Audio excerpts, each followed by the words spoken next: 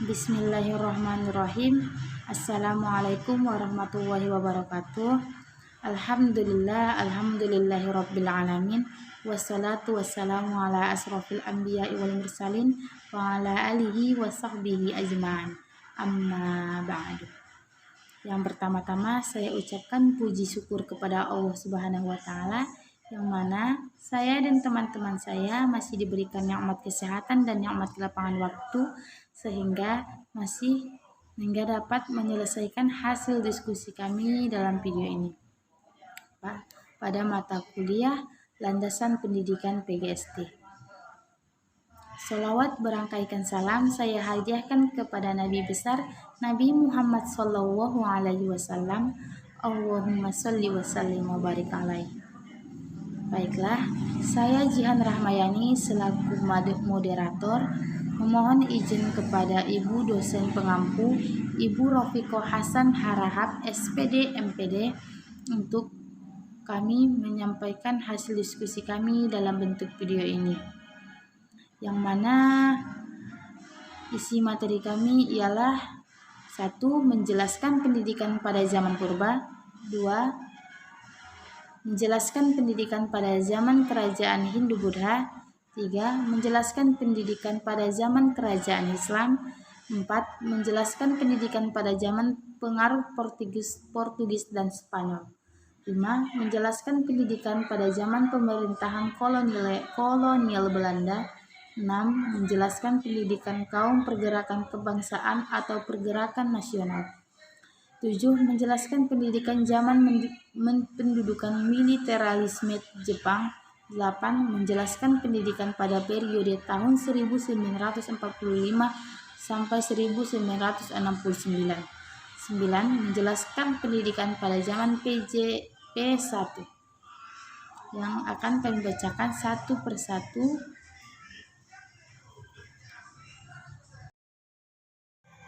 1. Pendidikan pada zaman purba. Pada masa prasejarah, pendidikan lebih bersifat praktis. Pada periode ini belum dikenal institusi khusus seperti sekolah yang bergerak dalam bidang pendidikan. Tujuan pendidikan lebih difokuskan pada pelajaran untuk bertahan hidup dan ritual-ritual terhadap kepercayaan roh nenek moyang pada zaman purba. Implikasinya, pendidikan bertujuan agar generasi muda dapat mencari nafkah, membela diri, hidup bermasyarakat, dan taat terhadap nilai-nilai religi dan adat. Saat ini pendidikan berlangsung di dalam keluarga dan kehidupan masyarakat secara alamiah atau belum berlangsung secara formal. 2. Pendidikan pada kerajaan Hindu-Buddha.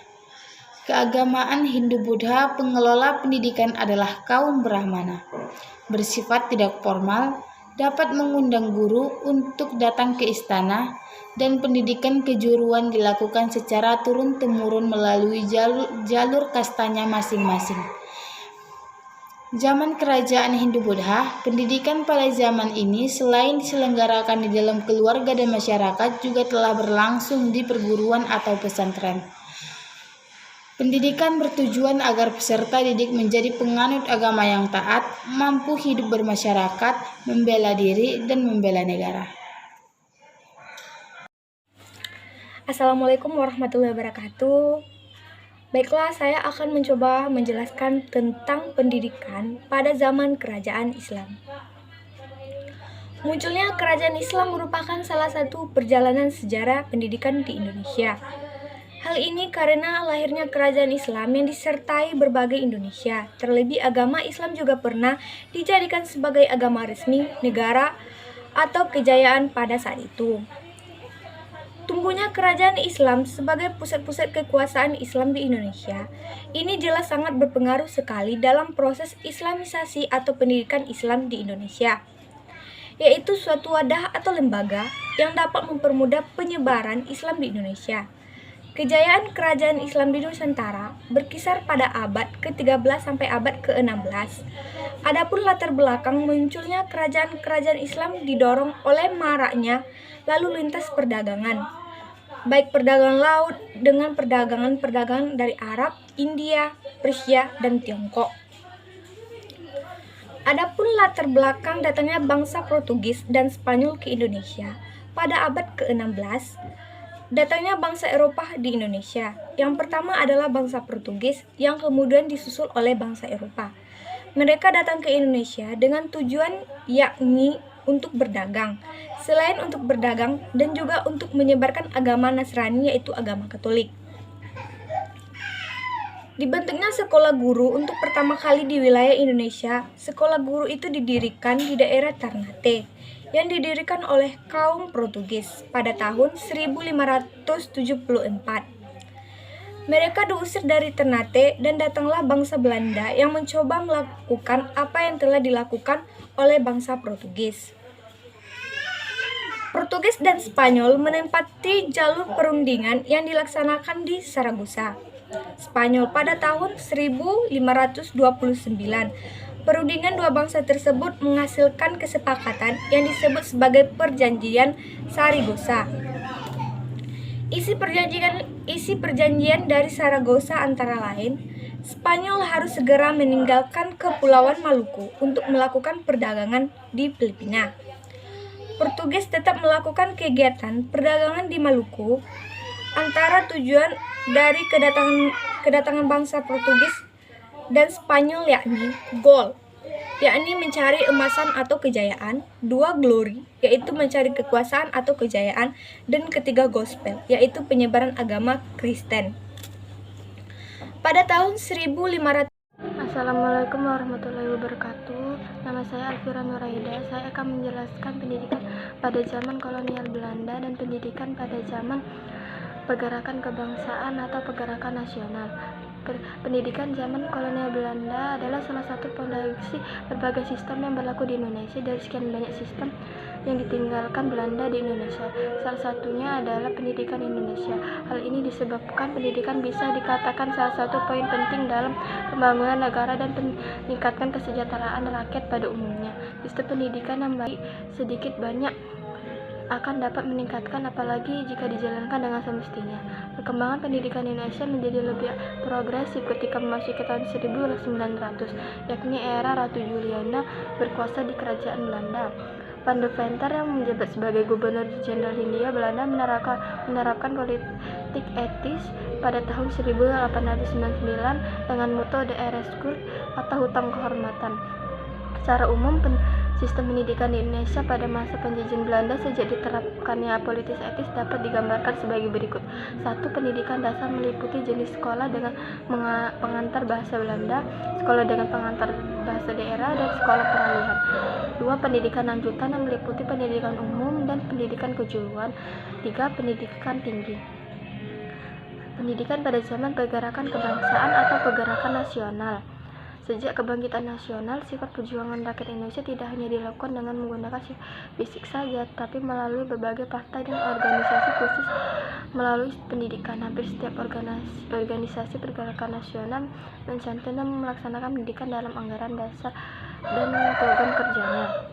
Sebelum juga telah diselenggarakan oleh tokoh-tokoh wanita seperti R.A. Kartini, R.D. Dewi Sartika, dan Rohana Kudus. Kebijakan dan praktik pendidikan yang diselenggarakan dan kaum pergerakan antara lain Budi Utomo, Muhammadiyah, Perkumpulan Putri Mahardika, Tikoro Darmo, Perguruan Taman Siswa, Kesatria Institut, Nahdlatul Ulama, INS Kayu Tanam. Dan pada Juli 1927 dalam pidato pembelaan Bung Hatta di Den Haag mengusulkan supaya ada perbaikan dalam berbagai bidang sosial, diantaranya adalah bidang pembinaan pendidikan nasional. Kongres Pasundan pada tahun 1930 juga menempatkan pendidikan dan pengajaran sebagai salah satu sarana perjuangan. Pada bulan November 1937 dalam Kongres ke-26 Persatuan Guru Republik Indonesia di Bandung dirumuskan agar diadakan wajib Belajar tahun berikutnya 1938 saat Kongres di Malang, PGI menuntut agar pendidikan dan pengajaran diserahkan ke daerah tetapi didahului dengan perbaikan keuangan daerah.